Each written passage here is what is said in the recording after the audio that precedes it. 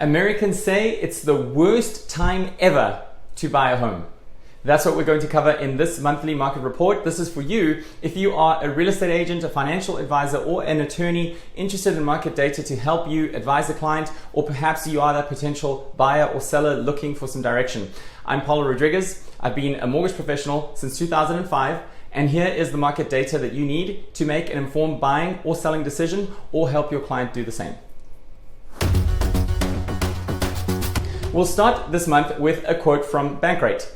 Buy now or wait? That's the question prospective homeowners have been struggling with to answer in today's housing market. Home prices have been skyrocketing recently, and the Federal Reserve's work to tame inflation sent mortgage rates soaring. The combination has led many would-be buyers to pick the wait side of the equation.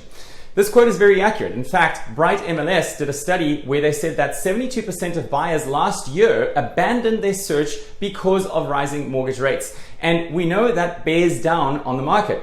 After all, nobody wants to buy anything if they believe the price is going to come down. And they keep hearing or seeing headlines that say prices are going to come down and that sellers are cutting prices. But let's not forget that there's a very big difference between somebody lowering their asking price and home prices actually falling. If we look at the same home sales trackers that Case-Shiller and the Federal Housing Finance Agency use, that's the best way to look at home prices. These measure same home sales in the market, not median price, not list price. And this is a look starting back at January of last year through March of this year, which is the most recent reading available. As you can see, the data tells a completely different story to what is going on in the thought processes of the buyers and sellers that we serve. The National Association of Realtors went on to say this: astonishingly, greater than 90% of the country's metro areas experienced home price growth despite facing the highest mortgage rates in 2 decades. In the current market, rising prices are the direct result of insufficient housing supply not meeting full demand. There's no doubt that the lack of homes on the market has kept an upward pressure on prices and is certainly forecasted to continue. The mortgage report said, with a continued imbalance in supply and demand, home prices are expected to keep rising. So the question is, how much will home prices rise this year? This is the most recent update from 7 forecasters that are both reputable and reliable. The final number will most likely be somewhere near the middle, around the 3% appreciation range for the year.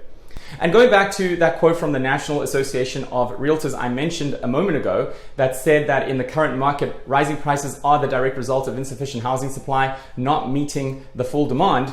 What they're getting at is that depending on where you look, we have a national housing shortage of around 1.5 to 3 million homes, and that keeps an upward pressure on prices. So there you have what we need to understand about prices. Now, what do we need to understand about inventory? Some of these inventory numbers I'm about to show you will send the untrained eye into a panic, and that's exactly the dilemma with many of our clients. They're being misinformed with out of context statistics.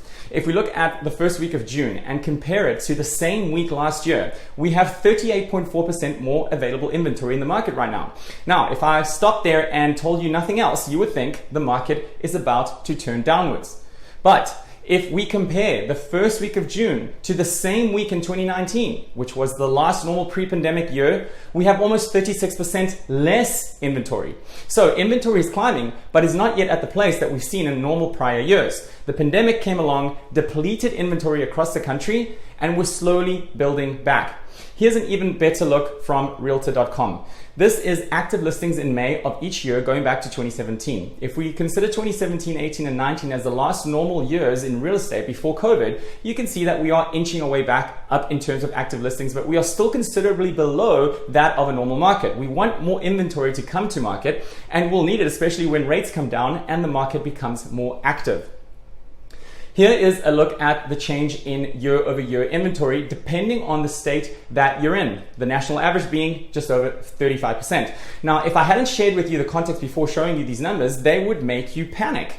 Just take a look at Florida, for example, which is where I'm located.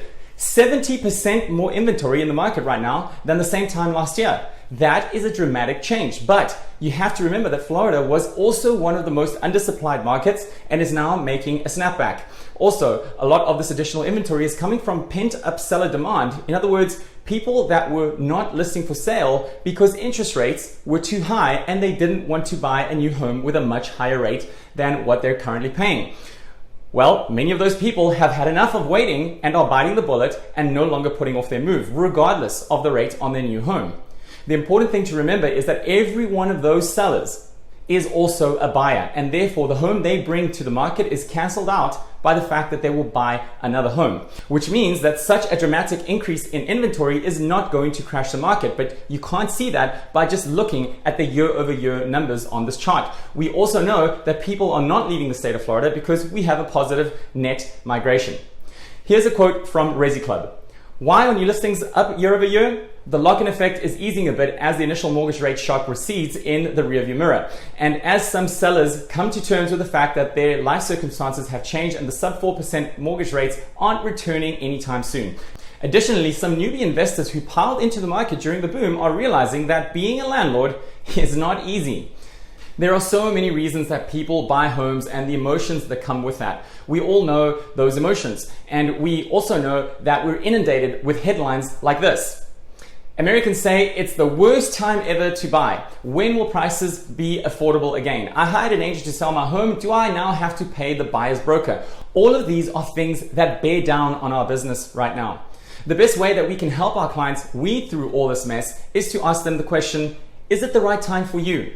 When it comes to real estate, time has shown me that it's not about timing the market, but instead it's the time that you're in the market which matters. In other words, how long are you going to own and hold onto your home? That's what matters because that's what determines if you will come out on top. Real estate is a long-term investment. That's a wrap for the July market report. I appreciate you listening in. Forward, subscribe, share. I'll be back next month. But before you go, if you're looking to purchase or refinance or know someone that is and would like a no-cost consultation with me personally, feel free to reach out and I'll be happy to analyze if your debt is structured in the most optimal way or if there's room for improvement. Thanks for watching. Bye for now.